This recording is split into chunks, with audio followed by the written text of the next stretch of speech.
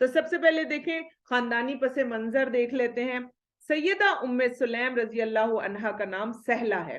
بعض نے انیکا، بعض نے رفیفہ نام بھی ذکر کیا ہے. ان کے والد کا نام ملحان بن خالد تھا جو قبیلہ بنو عدی بن نجار سے تھا. ام سلیم ان کی کنیت تھی. سب سے پہلے ان کی شادی ہوئی تھی جس وقت یہ ابھی اسلام میں نہیں آئی تھی، تو اس وقت ان کی شادی ہوئی تھی مالک بن نضر سے. اسی وجہ سے تو آپ دیکھتے ہیں نا کہ حضرت انس بن مالک کا نام آتا ہے. آپ دیکھیں کہ اس دن بھی یہ سوچ رہی تھی کہ ان کے جو والد تھے وہ تو مشرک تھے، لیکن آپ دیکھیں کہ ایک عورت کی وجہ سے اچھی اور بہترین بیوی اگر گھر میں آ جاتی ہے تو اس بیوی کی وجہ سے وہ بچہ مشرف با اسلام ہوتا ہے اور نبی کی خدمت کرتا ہے. اور آج آپ دیکھیں ساری دنیا میں جہاں مسلمان ہیں وہ کہتے ہیں حضرت انس بن مالک، حالانکہ ان کے سوتیلے والد جو تھے ابو طلحہ تھے. حضرت انس بن طلحہ کوئی نہیں ان کو کہتا، کیونکہ جو کبھی بھی جو ہے نا وہ باپ کا نام چینج نہیں کرنا چاہیے. تو آپ دیکھیں وہ جو مالک بن نضر تھا وہ تو مشرک تھا اور مشرک ہی مر گیا، لیکن اللہ نے اس کے نطفے سے پیدا ہونے والے حضرت انس بن مالک کو کتنا اونچا کیا کہ آج بھی اس کا نام زندہ ہے. میں اس پر حیران ہو رہی تھی. تو میں یہی سوچ رہی تھی کہ نہیں، اگر آپ اپنی اولاد کے لیے بھی پسند کریں نا بیٹیاں ہیں، تو میں کہتی دیندار شوہر، ایسا شوہر کہ واقعی ہی وہ آپ کی بیٹی کو لے کے چل پڑے. آپ کی بیٹی اگر نماز میں اور باقی چیزوں میں آگے نہیں ہے تو وہ چلائے اس کو، وہ بتائے اس کو راستہ کہ ہاں آؤ تعلیم حاصل کرو. اور اگر آپ کے بیٹے ہیں تو اللہ ان کو ایسی لڑکیاں عطا کرے کہ وہ آپ کے بیٹوں کو چلا دیں اسلام کے اوپر. اور یہی دعا آج ہم سب کرتے ہیں کہ یا اللہ ہمارے بچوں کو بہترین زوج عطا فرمانا، یا اللہ ایسے زوج عطا فرمانا جو ان کو دنیا اور آخرت دونوں میں سرخرو کر دے. آمین یا رب العالمین. تو آپ یہ دیکھیں کہ ان کی جو پہلی شادی ہوئی تھی وہ کس کے ساتھ ہوئی تھی؟ مالک بن نضر سے ہوئی تھی. اس سے انس اور برا پیدا ہوئے، 2 بچے پیدا ہوئے. اچھا، یہ بڑے فضائل اور مناقب والی، اور سب سے بڑی بات کیا تھی؟ یہ عام عورت نہیں تھی، نہایت حسین و جمیل خاتون بھی تھی. میں دیکھتی ہوں واقعی عرب کی خواتین خوبصورت بہت ہوتی ہیں. اگر آپ دیکھیں نا کبھی بھی جس طرح سے یہ ہوتی ہیں، عرب کی عورتیں بہت پیاری ہوتی ہیں، بڑی بڑی ان کی آنکھیں، ان کی ہائٹ، ان کی باڈی، ہر لحاظ سے یہ بڑی حسین ہوتی ہیں. آپ نے حضرت ام رومان رضی اللہ عنہا کے بارے میں پڑھا تھا، ان کو کیا کہا اللہ کے نبی صلی اللہ علیہ وسلم نے؟ جنت کی حور، ہے نا، اتنا بڑا لقب دے دیا. اور آج ان کے بارے میں آپ دیکھیں کہ یہ کوئی عام خاتون نہیں تھی. اچھا، ہم میں سے اگر کوئی حسین ہوتا ہے اس کا سارا ٹائم کے سامنے، اچھا ذرا سا میں اس چیز میں دیکھ رہی ہوں کہ یہ عورتیں حسین بھی تھیں تو جنگوں میں دوڑی جا رہی. شاید اسی لیے صحابی نے کہا ہوگا کہ بھئی تم ٹخنوں سے اوپر کیوں شلوار کر رہی ہو، گوری چٹی ہوں گی، پیاری ہوں گی، اونچی لمبی تھی، دوڑ رہی تھی، تو اسی لیے منع کیا. آپ یہ دیکھیں حسین و جمیل بھی ہیں، ذہین و فتین بھی ہیں. ایک بات نہیں ہے. میں کہتی ہوں اگر ان کی کوالٹیز ہم دیکھیں تو دیکھتے چلے جائیں تو یہ کیسے آتا ہے. اور پھر اس کے علاوہ خوش اخلاق اور بہادر خاتون بھی ہے، خوش اخلاق بھی ہے اور بہادر بھی ہے. ان کی سب سے بڑی خوبی یہ تھی کہ انہیں اسلام کے ساتھ بڑی گہری محبت تھی. انہوں نے دشمنان اسلام کا خوب مقابلہ کیا تھا. ایک دفعہ ایسا ہوا کہ ان کے جو شوہر تھے نضر بن مالک تھے، وہ گئے ہوئے تھے تجارت کی غرض سے ملک شام گئے ہوئے تھے. اب ان کی غیر حاضری میں جو ہی ان تک اسلام پہنچا، ذہین و فتین ان کو کیوں کہا جا رہا ہے؟ دیکھیں ابو جہل جو تھا نا وہ پہلے ابو الحکم کہلاتا تھا. اس کو ابو جہل کیوں کہتے ہیں؟ اسلام قبول نہیں کیا تھا نا، اسی لیے جہل ہو گیا. تو ان کو ذہین و فتین اس لیے کہہ رہے ہیں کہ شوہر گھر پر موجود نہیں ہے، اسلام کی کرنیں ان کے گھر تک آتی ہیں. یہ اور ان کا بیٹا فوراً اسلام لے آتے ہیں. بیٹا کیسے؟ ماں اسلام لے کر آئی ہے، بیٹے کو اپنے ساتھ چلا رہی ہے ماں. تو اب کیا ہوا کہ جو ہی خاوند تجارتی سفر سے واپس آتا ہے تو وہ دیکھتا ہے بیوی تو اسلام قبول کر کے بیٹھی ہوئی ہے، بیوی تو مسلمان ہو گئی. اور کیا اس نے کیا کہا؟ کیا تم بے دین ہو گئی ہو؟ اچھا، اگر آپ کو اور مجھے، آپ دیکھیں ہم بڑے بنے پھرتے ہیں نا، رفع الیدین کر رہی ہیں، ان کی بات سیکھنے کے لیے ہمارے پاس بہت وہ ہے. نہیں، ہم کیا کرتی ہیں؟ ہمیں کوئی کہتے نا تم رفع الیدین کر رہی ہو، یہ نہیں ہے ہمارے اسلام میں، ہم اٹھ کے کھڑے ہو جاتے ہیں. تم نے فلاں کتاب پڑھی ہے پڑھی ہے, میں تو پڑھ کر آئی ہوں. ہم ایسے بولتے ہیں نا, تم نے بخاری پڑھی ہے, تم نے مسلم پڑھی ہے. ہم ایموشنل ہو جاتے ہیں. تبھی پھر وہ اگلا بھی بھڑک جاتا ہے. اگلا کہتا ہے لو یہ کون سا دین ہے کہ یہ تو مجھے پیچھے ہی پڑ گئی. ہم اپنے شوہروں کو کبھی کہے, میں اس دن سوچ رہی تھی کہ وتر کی نماز میں نے اپنے بچوں کو سکھا دی, میں آج تک اپنے شوہر کو کیوں نہیں سکھا پائی. وہ وہی والا وتر کیوں پڑھتے ہیں جو کہ اوتھینٹک نہیں ہے. ہاں, تو وہ کیوں اس طرح سے کرتے ہیں؟ وہ ہر بار یہی کہتے ہیں کہ اب مولوی سارے غلط کہتے ہیں. ہمیں بھی تو گھروں سے یہ سب کچھ سیکھنا پڑتا ہے. اب آپ دیکھیں ان کی حکمت کہاں سے پتہ چلتی ہے. شوہر نے کہا کیا تم بے دین ہو گئی ہو؟ اتنے آرام سے کہتی ہیں. انہوں نے کہا نہیں, میں تو بے دین نہیں ہوئی ہوں, بلکہ میں ایمان لے آئی ہوں. اب ہے اس میں کوئی لڑائی کرنے والی بات ہے؟ آپ کو اور مجھے کوئی کہتا تم بے دین ہو گئے, ہاں بہت بڑے بنے پھرتے بے دین کہنے والے آپ کون ہوتے ہیں, ہے نا. ہم تو لڑنے کے لیے کھڑے ہو گئے. انہوں نے اتنے مزے سے کہا میں بے دین نہیں ہوئی, میں تو ایمان لے آئی ہوں. یہ تھی ان کی حکمت. پھر آپ دیکھیں, اور کہا میں نے حق کی پیروی کر لی ہے. ان کا جواب سن کر ان کا شوہر اٹھ گیا اور ان کو دھمکیاں دینے لگ گیا. اس نے کہا کہ ظاہر آپ دیکھیں, اگر ہم مسلمان ہوں اور ہمارے گھر میں کوئی بھی بچہ صرف اہل تشیع کی بات کر لے, ہمارا کیا حال ہوگا. تو اسی طرح ہر شخص اپنے مذہب کے لیے بڑا ہوتا ہے اور اس کا دل چاہتا ہے کہ بھئی میرا مذہب جو ہے وہ ادھر ادھر نہ. ان کو دھمکیاں ملی, لیکن ام سلیم رضی اللہ عنہا نے اپنے شوہر کی ناراضگی کی پرواہ نہیں کی. کیوں نہیں کی؟ کیونکہ اللہ کے رسول صلی اللہ علیہ وسلم اور اللہ سبحانہ وتعالیٰ کا پیغام ان تک پہنچ گیا تھا. اب آپ کے ذہن میں سوال آئے گا کہ اگر میرا شوہر مجھے منع کرتا ہے تو کیا مجھے باز آ جانا چاہیے؟ ہاں, اگر وہ دنیاوی معاملات میں آپ کو کسی بھی بات سے منع کر رہا ہے تو آپ باز آئیں گی. کہاں آپ رکیں گی نہیں؟ جہاں پر اللہ اور رسول کا معاملہ آئے گا. تو ام سلیم رضی اللہ عنہا کیوں نہیں رکی؟ اللہ اور رسول کا معاملہ تھا, اس لیے انہوں نے جو تھا وہ اپنے شوہر کی دھمکیوں کی بھی پرواہ نہیں کی. ہمیں تو کوئی دھمکی دے نا, تم آج کے بعد رفع الیدین کرنا, ہم کہتے نہیں نہیں بات کی کیا بات ہے, میں نے تو ابھی سے چھوڑ دیا, ہم تو اس طرح کے ہیں. دراصل نا ہمارے اندر کانفیڈنس نہیں ہے, اللہ سبحانہ و تعالیٰ پر توکل نہیں ہے. اب کیا ہوا, ان کے شوہر نے تو ان کو کہہ دیا, اب انہوں نے اپنے بیٹے کے اوپر اپنی پوری توجہ رکھ لی. ہماری توجہ کہاں ہوتی ہے؟ اب یہ دوبارہ مجھے یہ کہے گا, پھر میں ایسے کہوں گی, پھر میں پلاننگ شروع, میں پھر کتابیں پڑھوں گی, پھر میں اس کتاب کا حوالہ دوں گی, میں اس کتاب کا حوالہ دوں گی. انہوں نے کہا جو کچھ مرضی کہتا ہے کہتا رہے, آؤ نہ میں اپنے بیٹے کی تو تربیت کروں. آپ کو پتہ ہے ہماری 90% عورتیں کیوں اپنے بچوں کی تربیت سے غافل ہو جاتی ہیں؟ میاں بیوی میں لڑائی ہو گئی, سب سے پہلے ہم بچے کو نشانہ بنا لیتے ہیں. ساس نے کچھ کہہ دیا, ہم نے اپنے بچے کو چھوڑ دیا. نن نے کچھ کہہ دیا, سب سے پہلے سفر کون کرتا ہے؟ ہمارے بچے. ہم انہیں مار رہے ہیں, پیٹ رہے ہیں, جو آگے نہیں کیا ہوتا, بعد میں افسوس بھی کرتے ہیں. وہیں آ کر ہم اپنے بچوں کی تربیت خراب کر دیتے. ان خاتون نے کہا ٹھیک ہے, میرا شوہر جو مرضی کہتا ہے, بچے پر توجہ دو. اب کیا ہوا, ایک دن یہ اپنے بچے کو اذان کے کلمات سکھا رہی تھی. انہوں نے بیٹے سے کہا اے انس, لا الہ الا اللہ محمد الرسول اللہ. اب یہ کہہ کر تو یہ فارغ ہوگی. آپ کو پتا ہے بچے کس طرح یاد کرتے ہیں؟ بچے بار بار دہراتے جاتے. اب وہ بچہ بار بار بول رہا ہے لا الہ الا اللہ محمد الرسول اللہ. اس کے تو والد نے سن لیا. باپ نے جو ہی دیکھ لیا کہ شوہر نے کہا اپنی بیوی سے باز آ جاؤ, خود تو تم بے دین ہو گئی, میرے بچے کو بھی بے دین کر رہی ہو. اب یہ آگے سے کیا کہتی ہیں, بڑے پورے اعتماد لہجے میں کہتی ہیں کہ میں اسے خراب نہیں کر رہی ہوں, میں تو اسے تعلیم دے رہی ہوں. بات ختم. آپ اور میں ہوتے تو ذرا سوچیں, ہمارے اندر یہ ذہانت نہیں ہے. سب سے بڑا مسئلہ یہ ہے. اور پھر آگے کیا کہتی ہیں؟ کہتی ہیں یہ تو میرا لاڈلا ہے, میں اسے کیسے خراب کر سکتی ہوں. بس باپ اس کے آگے کیا بولتا, کہتی ہے تو میرا لاڈلا ہے, اس کو میں کیسے خراب کر سکتی ہوں. پھر اسی طرح روز بروز ان کے اختلافات بڑھتے گئے. کیوں؟ اسی وجہ سے. پھر ایک دن ایسا ہوا کہ ان کے ہسبینڈ ان کو غصے میں آئے, چھوڑ کر ان کو شام چلے گئے. جب شام کی طرف جا رہے تھے, وہاں کوئی ان کا جو دشمن تھا اس سے آمنا سامنا ہو گیا, اور وہیں پر دشمن نے مار کر ان کے ہسبینڈ جو تھے ان کو قتل کر دیا. اور اس طرح جو حضرت ام سلیم تھی وہ بیوہ ہو گئی.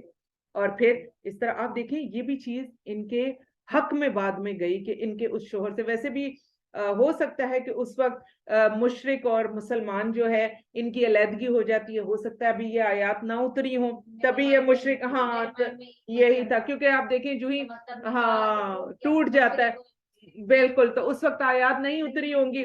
پھر اسی طرح میں نے بہت سارے اسکالرز کو پڑھا کہ मैं जरा पता करूं कि क्या इन्होंने फिर उस वक्त इद्दत की थी या कुछ किया था।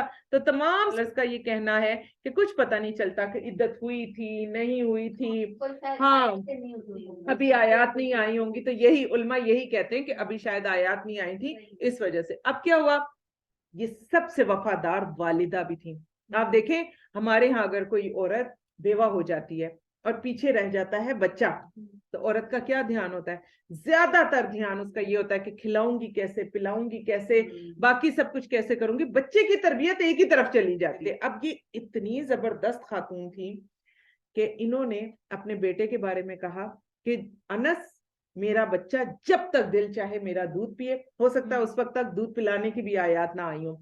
इन्होंने कहा जब तक मेरा बच्चा चाहेगा मेरा दूध पिएगा, जब मेरा बेटा अनस मुझे इजाजत देगा उस वक्त मैं शादी करूंगी।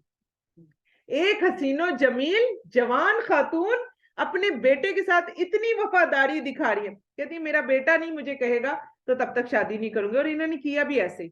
हजरत अनस बिन मालिक को ही जो था वो बीच में बिठाया और फिर अपने निकाह का पैगाम इन्होंने कबूल किया था। तो देखें कैसी बात की भी सच्ची। फिर इसके बाद इन्होंने अपने बच्चे की ये परवरिश करने लग गई।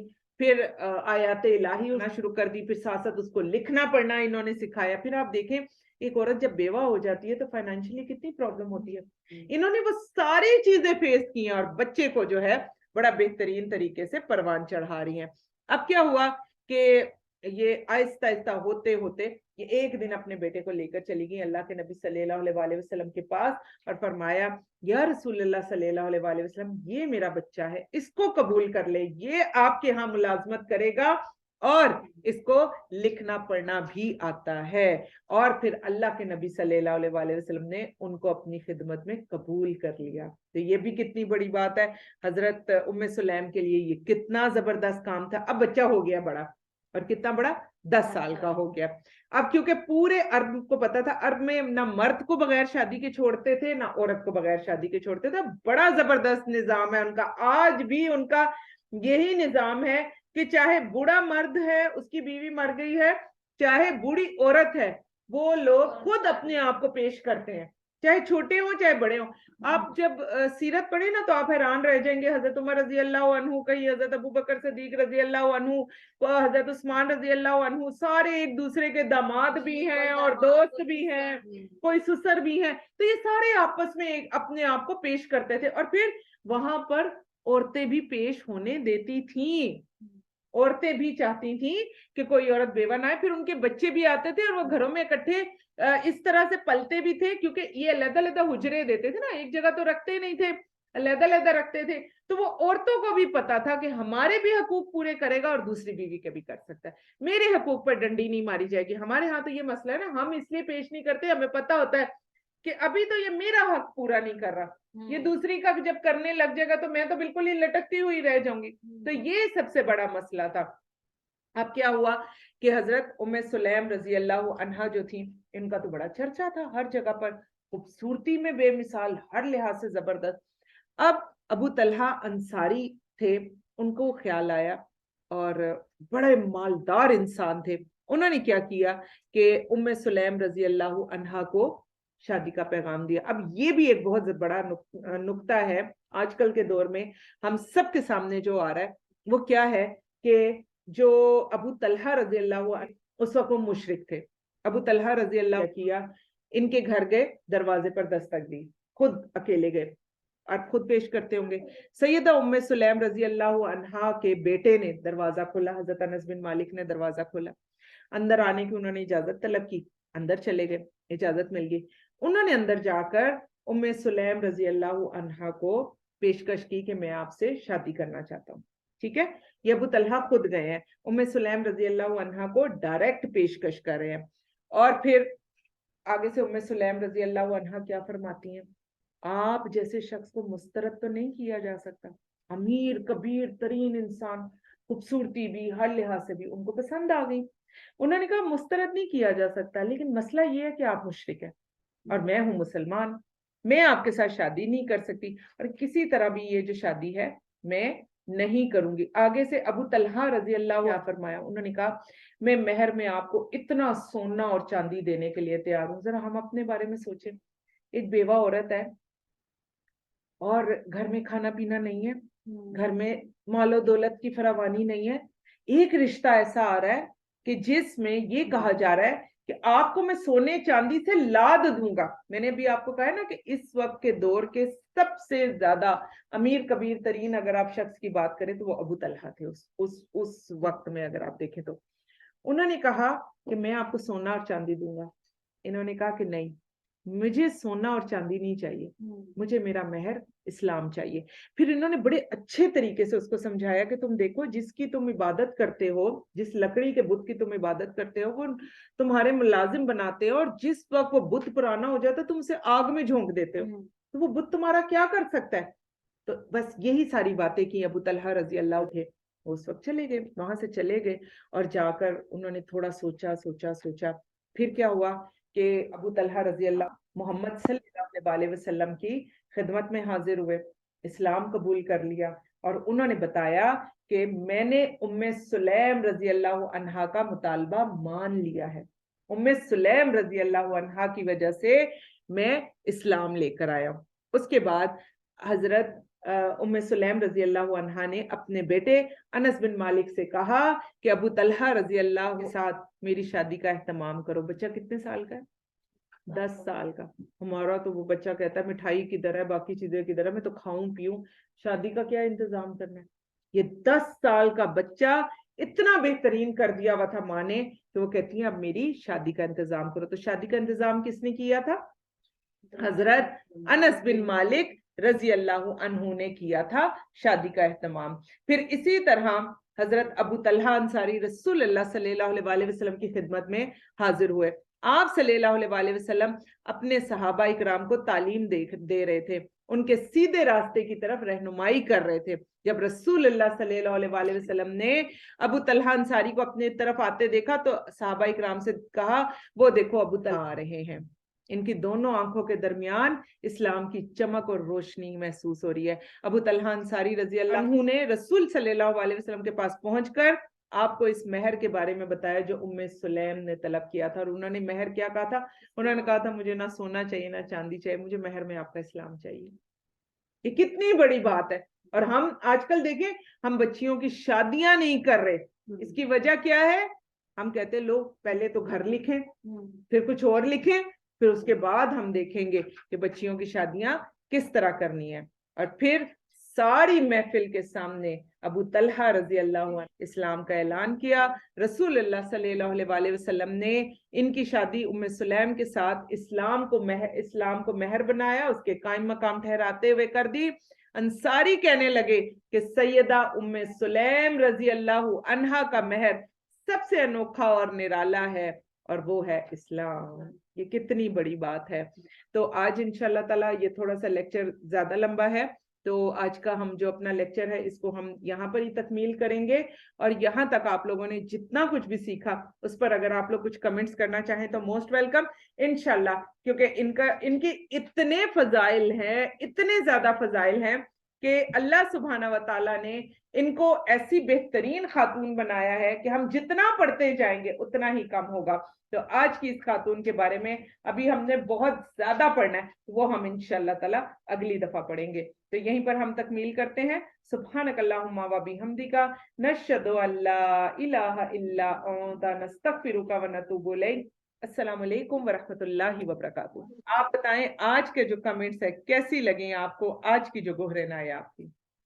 बहुत ही मतलब है ना, अभी तो शुरू ही हुआ है। हाँ, ऐसे लग रहा है टाइम में है, दौर में है सब कुछ, और काफी ज्यादा पॉइंट है। लेकिन इसमें सबसे अच्छा पॉइंट जो मुझे बहुत अच्छा लगा है कि ये जो लोग कहते हैं मतलब वो जो ऑब्जर्व करती थी और टाइम नहीं मांगती थी, खुद जाती थी। तो ये हमारे लिए इतना स्पेशल पॉइंट है कि हर तरह के काम से खुद टाइम निकालना है। ये दुनिया का काम इतना जरूरी नहीं है जितना ये है, क्योंकि ये टिप्स मिलने के बाद आपकी दुनिया भी संवरती है, आखिरत भी, और फिर आपकी औलाद की तरबियत भी बिल्कुल इनके पॉइंट ऑफ व्यू से हो जाती है। बिल्कुल। तो ये सीखने के लिए हमें टाइम निकालना है, बिल्कुल निकालना है। हमने भी मुहताज है, क्योंकि हमें सीखना है, तो सीखने के लिए हमें जाना है, बिल्कुल, दूसरे का हमने इंतजार नहीं करना। बिल्कुल आपकी बात ठीक है। और देखें जिस तरह से میں نے آپ کو بتایا ابھی ہم صبح سے آ کر بیٹھے ہوئے ہیں اور ہم نے اپنے بچوں کو چھوڑا ہوا ہے, تو ہم کیا کر کر آ رہے ہیں, دعائیں کر کر آتے ہیں کہ یا میرے پیارے اللہ ہمارے بچوں کو بھی اس قابل بنا دے, اور جب ہم جاتے ہیں تو پھر اپنے بچوں کے اندر وہ چیزیں ہم دیکھتے بھی ہیں,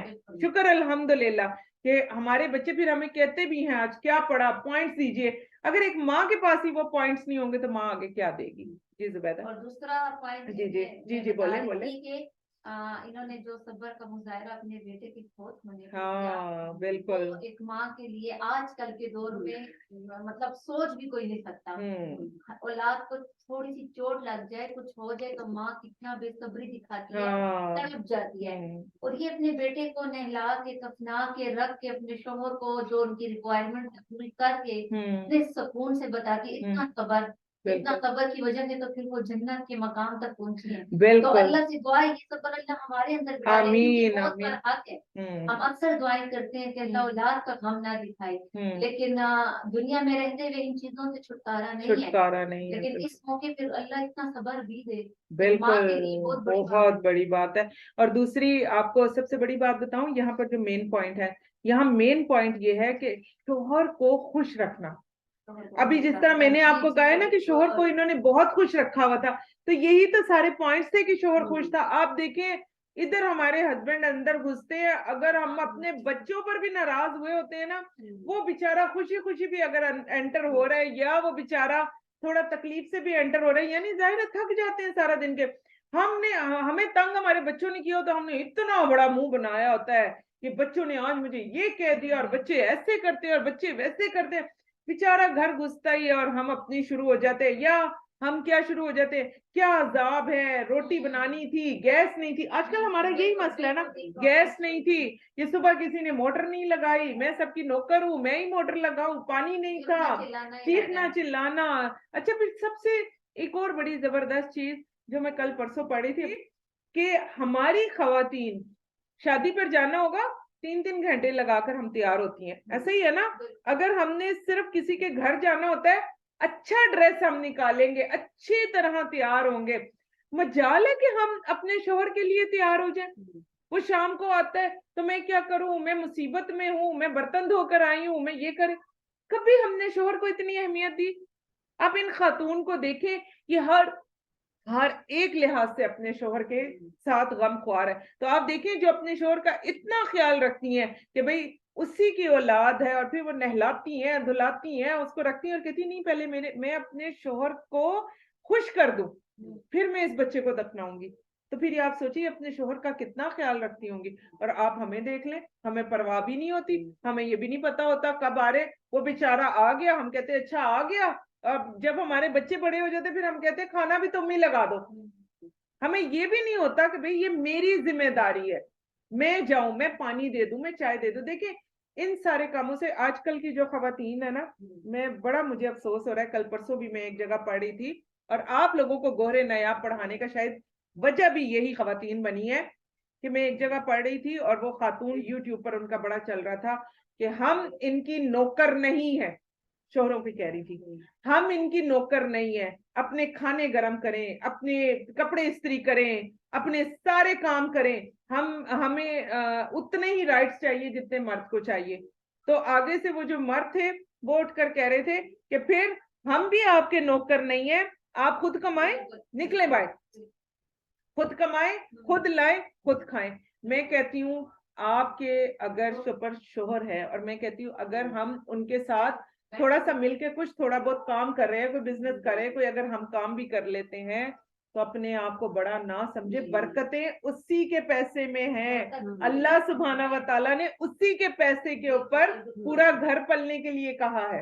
اور اس میں ایک چیز اور کہ اگر عورت ریپلیس کر دے نا عورت کو, تو عورت حریص ہوتی ہے, تو اپنی کمائی اس طرح نہیں گھر میں لاتی ہے, نہیں وہ بالکل جس طرح مرد کرتا ہے خرچ کر دیتا ہے. عورت ہوگی تو وہ پہلے دیکھی کہ نہیں پہلے سنبھالو تھوڑا, نہیں عورت سنبھالنے سے بھی زیادہ اپنے کپڑوں پہ خرچ کرے گی, کپڑے, جوتے, ہاں میک اپ,